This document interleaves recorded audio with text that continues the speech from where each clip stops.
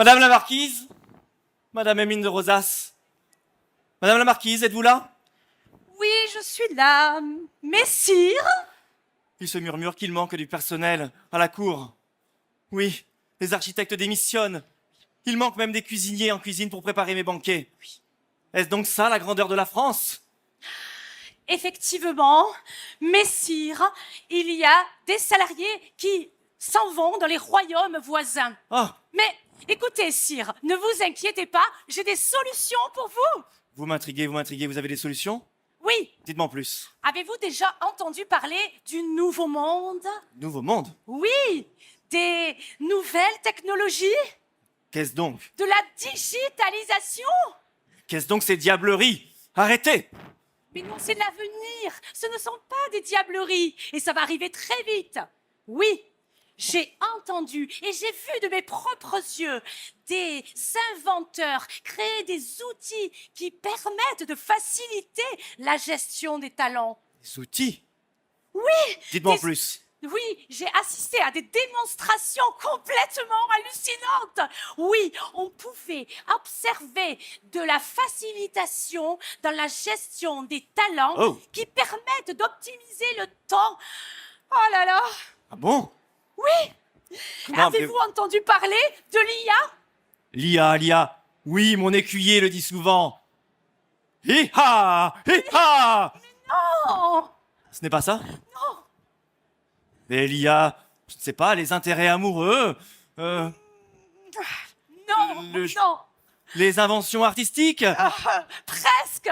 Non, l'intelligence artificielle. C'est ça Oh. le monde de demain. Oui, l'innovation qui va révolutionner, qui va... Révolutionner? Oh, pardon. Ne dites pas ce mot. Non, excusez-moi. Ce mot est interdit dans la famille. Qui va contribuer au changement de ce monde. Et je vous suggère de l'utiliser pour notre royaume. Et pourquoi pas, ça m'intrigue aussi. Dites-moi en plus un peu de tous ces outils, ce nouveau monde, comme vous dites. Oui, Existe-t-il vraiment? écoutez, ce n'est pas un rêve, c'est une réalité. Oui, c'est une réalité. Bon. Eh bien, C'est révolutionnaire. arrêtez avec ce mot, je vous l'ai déjà dit. Oh, Il me fait peur, il me fait peur. non, n'ayez Mais admettons crainte. tous ces outils, ce nouveau monde, comme vous dites. Nous n'allons pas y arriver seuls. Moi, je ne me sens pas en mesure d'apprendre ces outils. Il nous faudrait quelqu'un d'autre. Justement, je voulais vous en parler. J'ai dans l'idée que vous créiez une nouvelle fonction au palais. Une fonction. Oui, une fonction qui vous permettrait de gérer les talents, le personnel, Oh. avec des outils innovants. Oui, Mais dites-moi en plus. un nouveau monde qui pourrait s'ouvrir devant nous. Imaginez, ne plus être préoccupé par tous vos artisans qui s'en vont dans les contrées voisines. Imaginez un nouveau monde où on pourrait recruter des assistants de manière favorable, facilitatrice, qui pourraient vous donner tous les profils en un instant. Mais Les cette... meilleurs profils.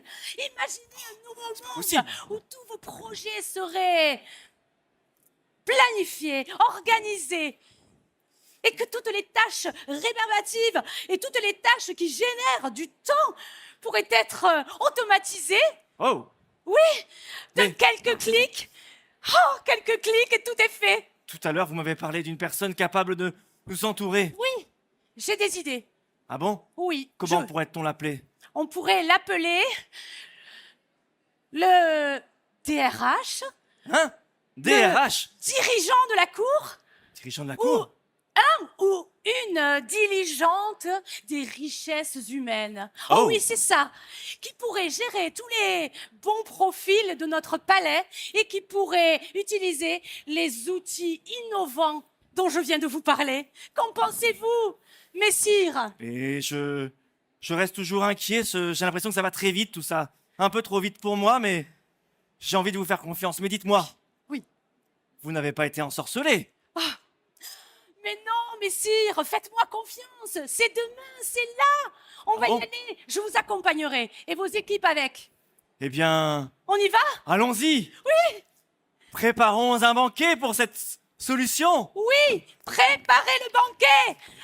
Oui, Que l'on prépare le boulgour, le quinoa, les légumes et les carottes et les grandes panières de fruits. rajoutons des poulards de dessert et des sangliers. Oui, rajoutez. Allons-y. Allons-y. Quelles formidables idées. Vous êtes une conseillère remarquable. Merci. Allez-y. Oui. Vous, merci beaucoup.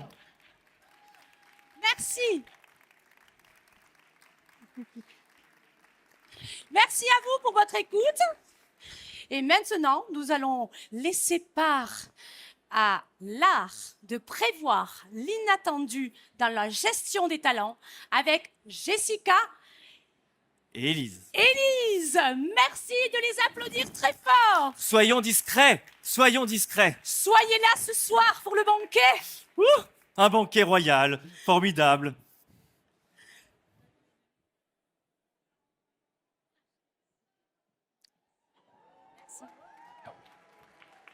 1, 2, 1, 2. Ça marche? Ouais.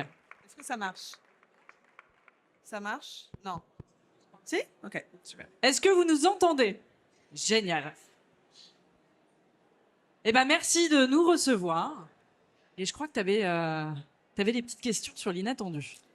Bah oui, parce que quand on a préparé cette intervention, on s'est demandé l'inattendu, c'est quoi? Et alors, on va se faire. Factorial nous a invités parce que Élise et moi. Tu m'entends pas, toi?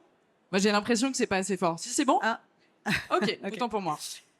Nous ont invités pour qu'on échange des choses et qu'on se partage des situations de la vraie vie.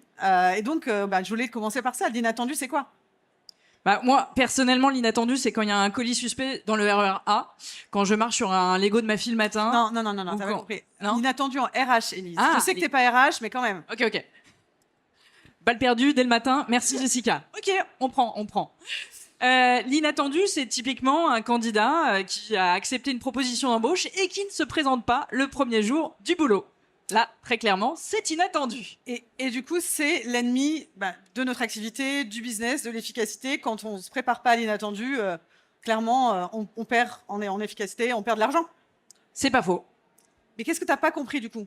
Non, c'est juste pour tester une vanne, pour savoir un petit peu s'il y a des fans de Camelot. Merci. Mais j'ai Merci. compris, j'ai un public de baby boomers, je vais m'adapter. On s'adapte à son public, c'est ok. Et prévoir l'inattendu, c'est ça, c'est aussi s'adapter à son public. Et c'est aussi donc un gage d'efficience pour le recrutement, c'est ta spécialité. Toi, tu formes des recruteurs. Et du coup, tu vas nous parler de ça. Yes, alors merci Jessica. Effectivement, moi, ça fait 8 ans que je fais de la chasse de tête de hauts dirigeants. Ça fait 3 ans que je forme avec Léo Bernard, qui est au fond de la salle, des recruteurs et des RH, et qui parle et qui en a t'écoute pas. strictement rien à faire. Bravo Léo. Et donc, aujourd'hui, j'ai remarqué un truc parmi les recruteurs et les RH, un truc qui m'a choqué. C'est que j'ai l'impression que les recruteurs et les RH, ils parlent pas la même langue que le reste de la boîte. Alors, je vais pas vous dire qu'il y en a qui parlent anglais et d'autres portugais, mais on n'est pas loin quand même. C'est-à-dire que les managers, ils parlent business, ROI, data. Les RH et recruteurs, ils parlent humain. Alors c'est beau l'humain, c'est génial. Sauf que c'est dommage quand ça sert à se dédouaner de nos actions et de nos piètres résultats. Il se trouve qu'effectivement, j'entends souvent des recruteurs qui disent « Ouais, mais pour justifier évidemment qu'ils n'ont pas réussi à recruter, « Ah mais tu sais Elise, c'est difficile, c'est de l'humain. » Mais un commercial ou un sales, vous l'avez déjà entendu dire Jean-Marc, je suis désolé, hein, j'ai pas réussi à closer un client cette semaine, mais tu sais, c'est de l'humain. Bah, je pense que Jean-Marc, il va pas du tout accepter cet argument. Il va aller regarder c'est quoi vos résultats en cold calling, en cold emailing. Il va aller regarder vos KPI. Il va challenger votre taux de conversion dans votre funnel de recrutement, dans votre funnel d'acquisition client. Et au final, il va challenger vos méthodes et tout simplement vos outils. Pour autant, non, quand on est recruteur, on a un passe-droit. C'est un peu comme un joker. Si on veut véritablement que le recrutement soit considéré comme stratégique, si on veut que ce soit un levier d'acquisition et surtout si on veut de la crédibilité et de la légitimité face au COMEX et au reste des managers, il faut parler business, ROI, data, il faut parler la même langue, il faut arrêter de se cacher derrière le levier humain. Donc comment on fait ça? Tout simplement, on utilise le même dialogue que nos amis et collègues marketeurs et sales. Qu'est-ce qu'ils font eux? Ils récoltent de la data. Alors souvent, les clients que j'accompagne, ils me disent « Ok, mais il y a tellement de data, lesquels récolter et puis par quels moyens, par quels outils ?» Alors, il paraît qu'il y a un outil qui est vachement bien, qui s'appelle Factorial. Mais pour savoir quels sont les KPI à venir traquer, bah, parfois, on peut se sentir un peu submergé parce qu'il y en a pléthore. Pour le coup, il y a une bonne vingtaine, moi, je trouve, de KPI à venir piloter pour être efficace sur le recrutement. Mais comme on va pas être des MacGyver aujourd'hui et on va commencer doucement, MacGyver, rêve de baby boomer, je m'adapte au public. Merci. Eh bien, pour le coup, je vais vous en donner, allez, 3-4 à venir vraiment piloter et traquer.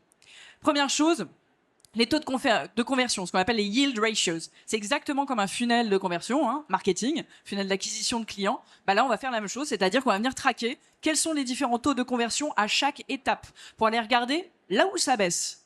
Et là où ça baisse, bah, qu'est-ce qu'il faut faire? On va chez Truffaut, on prend une pelle et on creuse. On essaye de trouver la raison pour laquelle le taux il a baissé. Et on met les actions correctives qui vont bien. Deuxième KPI à traquer, qui est un peu double, le time to hire et le time to fill. C'est-à-dire ça vient vraiment venir comprendre la mesure de notre réactivité vis-à-vis du process, vis-à-vis du candidat, mais aussi vis-à-vis du staffing en fait du poste tout simplement. C'est-à-dire savoir que bah tiens, sur ce poste-là, on a mis 3 mois à le staffer. Du coup, l'équipe de dev était sous-staffée. Du coup, ils n'ont pas pu développer la nouvelle features produit. Du coup, ça n'a pas été développé sur le marché en temps voulu. Du coup, on s'est fait rafler une part de marché par un de nos concurrents. Alors là, pour le coup, le COMEX et... Alors, ça fait beaucoup de coups, hein, désolé. Mais pour le coup, le COMEX et les managers, bah, ils comprennent véritablement quel est le lien direct entre le recrutement et le business parce qu'on a effectivement raté une part de marché. Et en plus, je vous parle pas du fait que potentiellement cette équipe qui était sous-staffée pendant 3 mois, bah du coup il y en a un qui s'est mis en burn-out, les autres qui ont churn, et au final vous n'êtes pas à devoir recruter un seul poste, mais peut-être toute l'équipe. Voilà, lol. Troisième KPI à venir traquer, le source to hire. Alors ça c'est super important, hein. Mine de rien c'est ce que font aussi les sales pour venir évaluer l'efficience des sources d'acquisition, de canal d'acquisition des candidats. Super important de savoir pour pouvoir distribuer efficacement son budget. Se dire que tiens, cette année, j'ai donné 200 000 euros à un cabinet de recrutement qui a eu un taux de conversion de 1%, alors qu'en cooptation, j'ai mis que 50 000 euros et on a 30% de taux de conversion. Bon, bah typiquement, je sais exactement quoi faire l'année prochaine. Je vais augmenter les primes de cooptation et puis je vais dire au revoir malheureusement au cabinet de recrutement. Je me tire un peu une balle dans le pied en étant chasseuse de tête, mais mes confrères et consoeurs auraient dû être un peu plus efficients. Alors, juste disclaimer quand même, attention à la cooptation, parce que sinon, on fait une armée de clones. C'est un petit peu dommage pour la diversité et l'inclusion. D'ailleurs, un super truc qui s'appelle l'ID Pact, qui a été créé par Christelle Caillipé, qui est juste là. Voilà, je passe la balle. Et Clément Leminck, effectivement. Et moi aussi. Et toi aussi, c'est vrai. Eh ben, décidément, toute la salle. Et monsieur, le roi soleil aussi. Et quatrième et dernier, allez, un dernier pour la route, le NPS. On traque bien la satisfaction des clients. Quand ils vont acheter un produit, on demande bah, comment ça s'est passé, l'expérience, etc. Super important de savoir comment s'est passée l'expérience d'un candidat. Parce que, spoiler, ça impacte très négativement ou très positivement la marque employeur. Donc l'attractivité de votre boîte, donc potentiellement le business. Donc, in fine, c'est vraiment important de savoir tout ça. Moi, je dis souvent un truc, mais en fait, c'est pas moi qui le dis. Tout le monde le dit. Et pourtant, on ne prend pas la mesure de mesurer nos actions. C'est un peu Inception. Mais on ne peut pas améliorer ce qu'on ne mesure pas. Donc, il faut récolter de la data. Il faut l'analyser. C'est un petit peu comme quand vous êtes en voiture, vous avez un tableau de bord. Et ben, il y a un petit voyant qui s'allume. On ne sait pas exactement pourquoi, généralement. En tout cas, moi, je connais pas du tout les voyants. J'ai pas révisé mon code de la route. Et du coup, je sais qu'il va falloir que j'aille creuser pour savoir quelles sont les actions correctives que je peux mettre en place pour pouvoir enfin avoir davantage d'efficience dans le recrutement. C'est ça qui vous rendra plus crédible vis-à-vis du COMEX, vis-à-vis des dirigeants, vis-à-vis des managers. C'est vraiment parler la même langue et avoir ces KPI, c'est vraiment crucial. Alors, je parlais KPI et data interne, c'est important d'avoir toute la data interne, mais la data externe, la data du marché, c'est aussi très important vis-à-vis du recrutement, notamment pour challenger par exemple des managers qui vous font un brief avec un mouton à 5 pattes, qui a une licorne et qui crache des paillettes. Bon, très clairement, c'est compliqué de lui dire que ses aspirations sont complètement décorrélées du marché. Bah, comment on vient le faire? Avec des faits, avec des chiffres, en venant prendre de la data externe. Est-ce que toi, du coup, parce que moi j'étais toujours recruteuse externe, en tant que recruteuse interne, tu as pu venir challenger justement les managers sur cette data externe pour challenger leur brief? Complètement. J'ai commencé en tant que recruteuse interne et c'est vraiment là où j'ai appris l'importance de la data, justement. C'est ce qui m'a après inspiré pour le reste des métiers RH. C'est bon pour toi? Ok.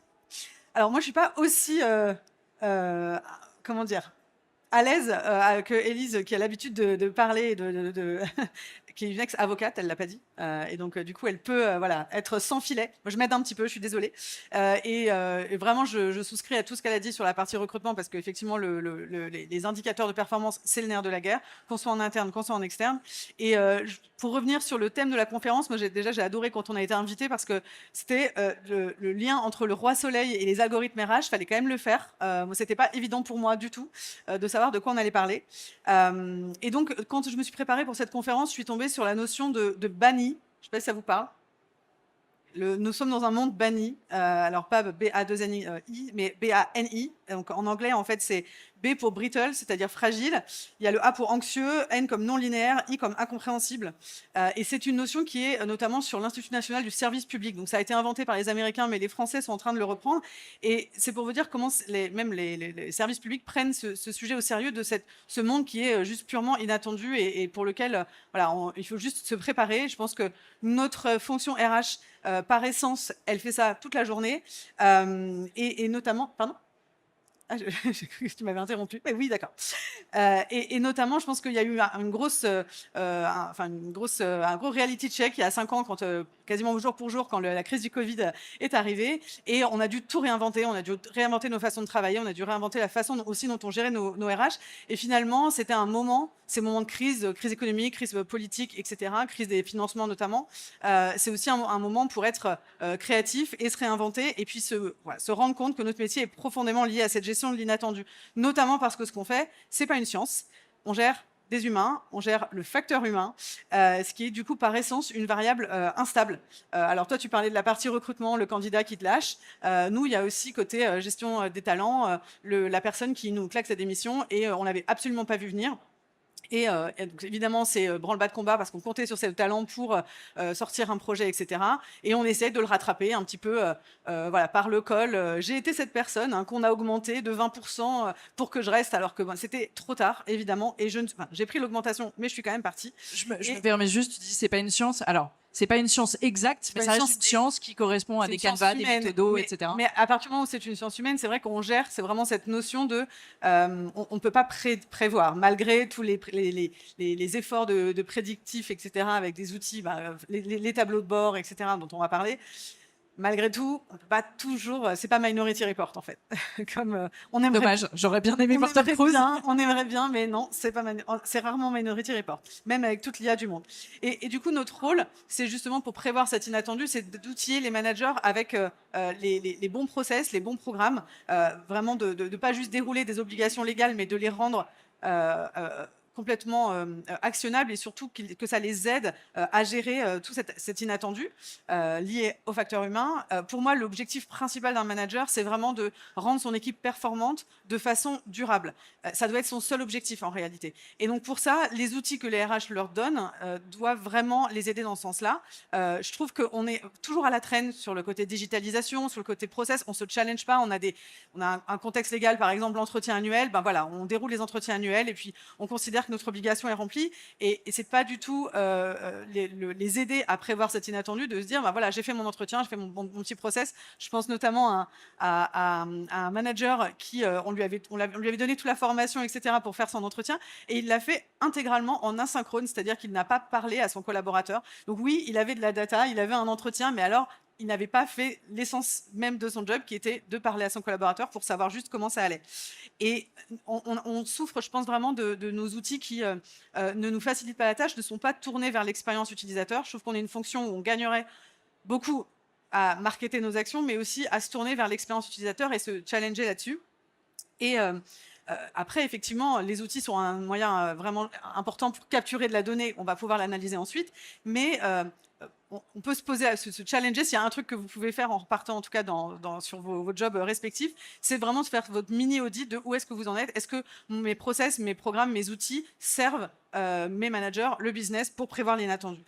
Et notamment, Alors, l'entretien annuel, c'est ma grande passion. Je déteste ça. Je trouve que c'est trop peu, en fait. Donc, c'est très bien que la loi nous impose ça, mais c'est pas suffisant. Dans une optique de feedback, on continue. Nous, chez Blue Maze, alors on a un cabinet de recrutement. Alors, je suis pas trop d'accord avec le fait qu'il faut sortir les cabinets de recrutement, mais on fait 4 entretiens par an. On trouve que c'est important de parler à nos collaborateurs au moins 4 fois, en tout cas de façon processée.